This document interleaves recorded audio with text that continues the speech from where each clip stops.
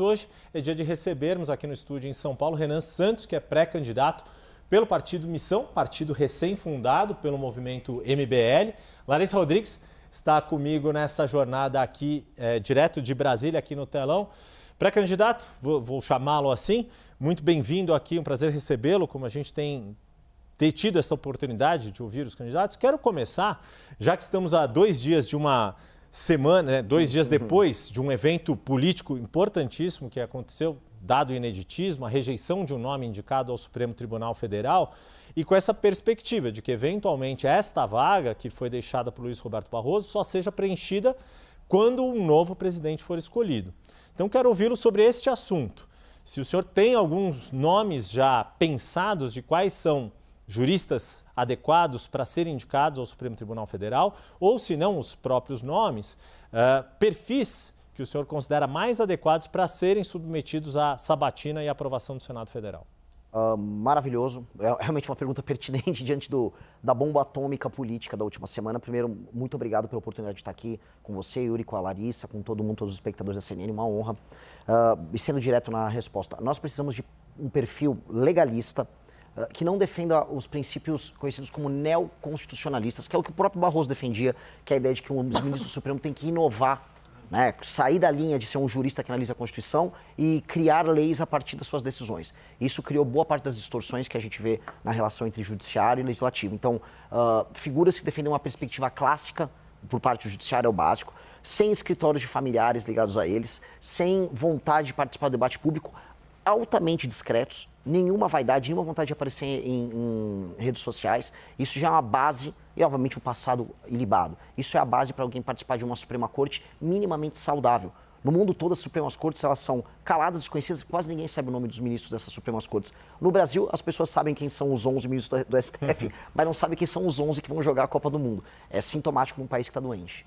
Pois é, talvez hoje em dia até o Carlo Ancelotti saiba quem são os 11 Eu tenho certeza. do Supremo e ainda está definindo ali o seu... Mas, Lari, antes só de passar a palavra para você, deixa eu só perguntar mais uma coisa aqui para o pré-candidato, para o Renan, porque diante do que aconteceu, também a gente percebeu um protagonismo não só do judiciário, que você já apontou como uma crítica, que o senhor já apontou como crítica, mas do próprio Senado.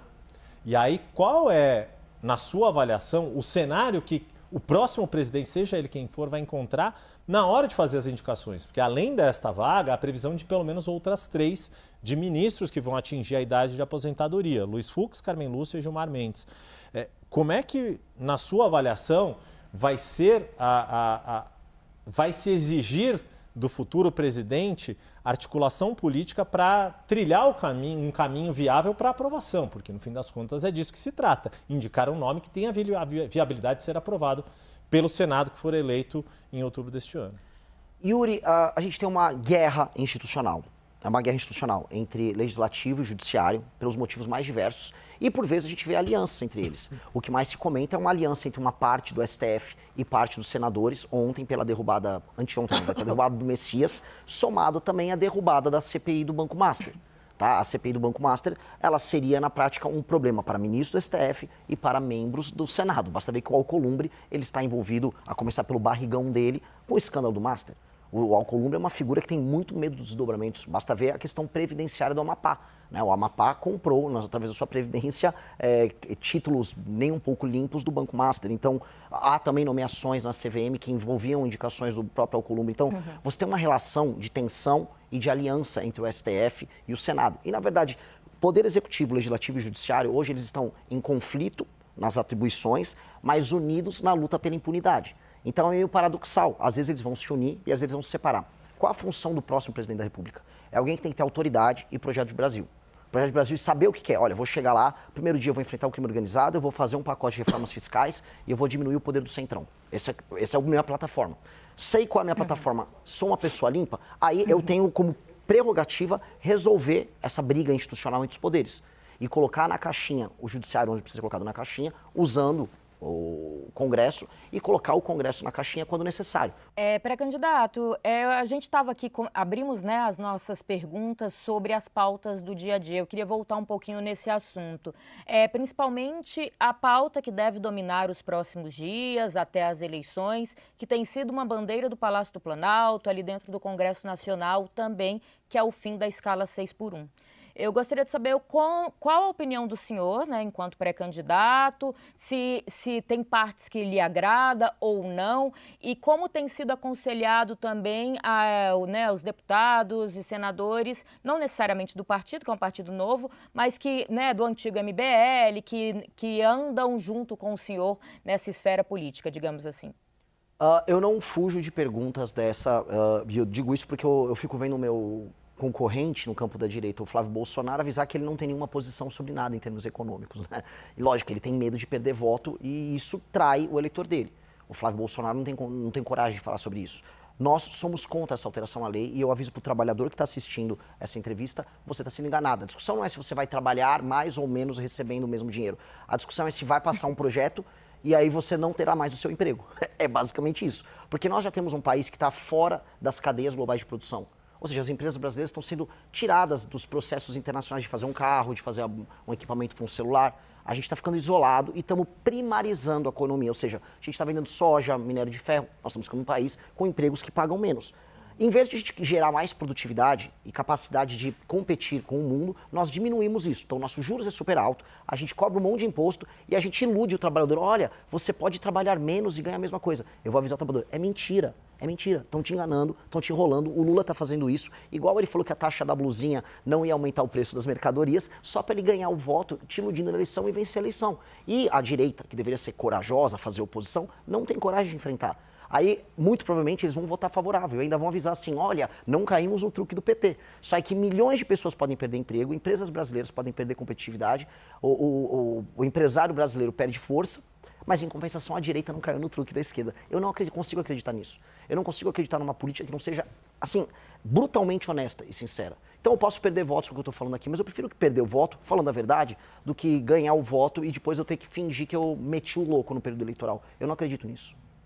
Isso me remete a uma comparação que o senhor mesmo já fez com Javier Milei, com o que foi a campanha dele na Argentina e o que tem sido o governo dele, a forma dele de governar. O quanto que um governo Renan Santos seria uma versão brasileira de Javier Milei? O que o senhor admira e o que o senhor faria melhor do que Javier Milei tem feito na Argentina? É uma grande pergunta, Yuri, porque ele pegou um país quebrado e um país sem esperança. E acho que a virada da esperança na Argentina começou na vitória da Copa do Mundo. Aí, para mim, seria muito bom se o Brasil ganhasse, para a gente ter uma virada de esperança no Brasil. E o Milei, ele assume o país, né, nesse momento estranho, e durante o período eleitoral, ele fez o que eu acabei de fazer agora. Ele avisou, olha, eu vou fazer reformas que muitas pessoas vão dizer que são impossíveis de se fazer, que vai fazer as pessoas sofrerem, e sim, no começo vai ser difícil, mas eu prometo que no médio prazo, longo prazo, vocês vão ver a diferença. Eu vou fazer justiça através dessas reformas. Ele fala da la casta, que são os privilegiados. Eu vou mexer com os privilegiados, com os políticos privilegiados, com os magistrados privilegiados. E, pois bem, eu falo a mesma coisa. Há uma tradição, porque, assim, eu também quero avisar o eleitor, a pessoa que está nos assistindo agora. Os políticos não fazem propostas, eles falam com os marqueteiros deles e os marqueteiros avisam o que é popular de se falar no meio de uma câmera. E aí ele não vai falar, por exemplo, de uma PEC que nós já protocolamos, que altera o regime fiscal brasileiro.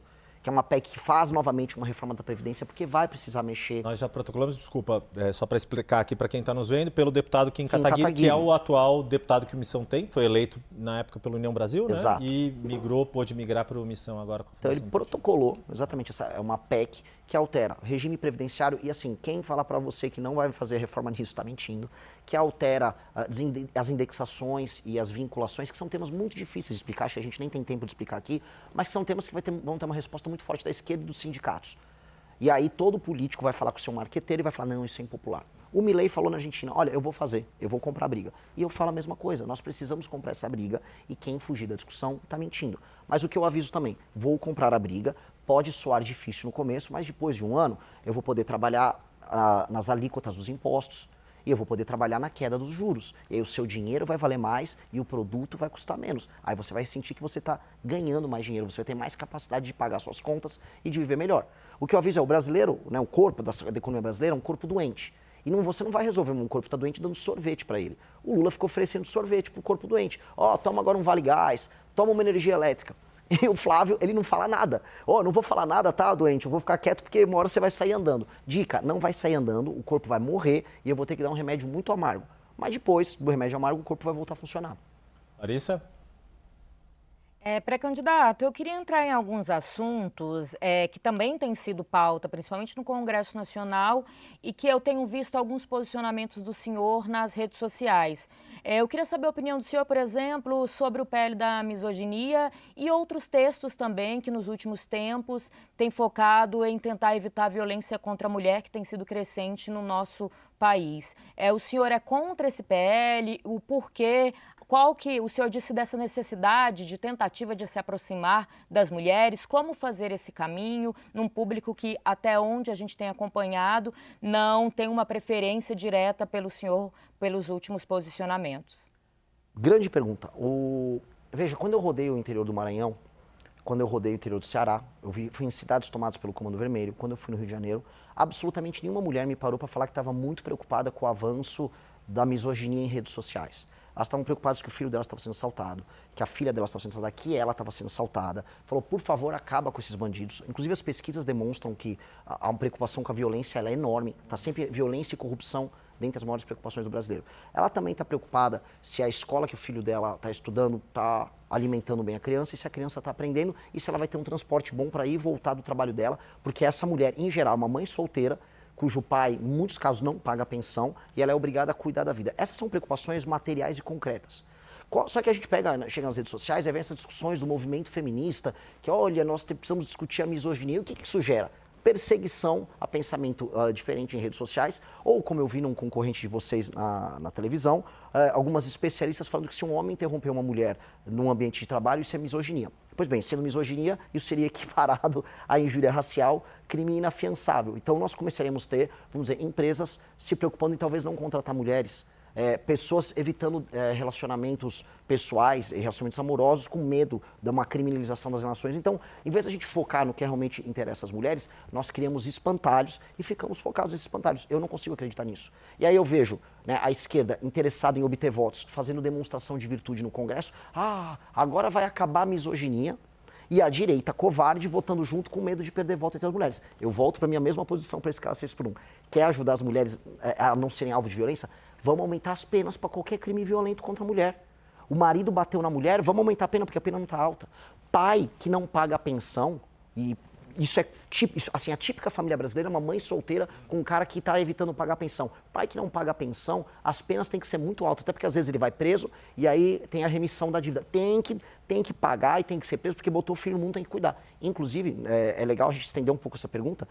Há um estudo da FGV de 2007 que mostra que os rapazes que cometem crime no Brasil são filhos de famílias que não têm a presença paterna. Ou seja, o pai não está presente com essa criança, ainda gera um menino que acaba sendo disfuncional e acaba cometendo crimes violentos, perpetuando um ciclo de violência. Então, a mulher sofre muito nisso. Então, vamos atingir essas áreas? Vamos atingir áreas que são centrais para melhorar a qualidade de vida da mulher? Eu prefiro fazer isso do que só fazer esse discursinho meio bonitinho, que para mim não vale nada. Então, para ver se eu entendi, quer dizer, na base de aumentar a punição para qualquer homem que cometa qualquer tipo de crime contra a mulher, em especial nesses casos envolvendo violência doméstica, familiar. Exato, e um agravante sobre um problema que aflige as mulheres, que são as mães solteiras, que é o fato do marido evadir do pagamento da pensão e não estar presente na criação da criança. Isso é um problema social gigantesco. Eu volto a colocar, isso é a base do nosso problema de violência. A gente fala, como resolver a segurança pública? Tem que botar a polícia, tem que destruir as facções? Tem. Só que quem é a força de reposição, quem é a mão de obra barata que o crime vai buscar? É um menino que quase sempre tem um pai ausente. Vulnerável, não tem um exemplo masculino. E a correlação, inclusive, entre a ausência de pai e cometimento de crime por esse jovem é maior do que, por exemplo, desigualdade social. Para a gente ver o quão grande é esse impacto. Então, nós temos que corrigir isso. Homem vagabundo que não quer pagar a pensão da mulher ou quer abandonar a criança, esse cara a gente vai atrás dele. Precisa ir.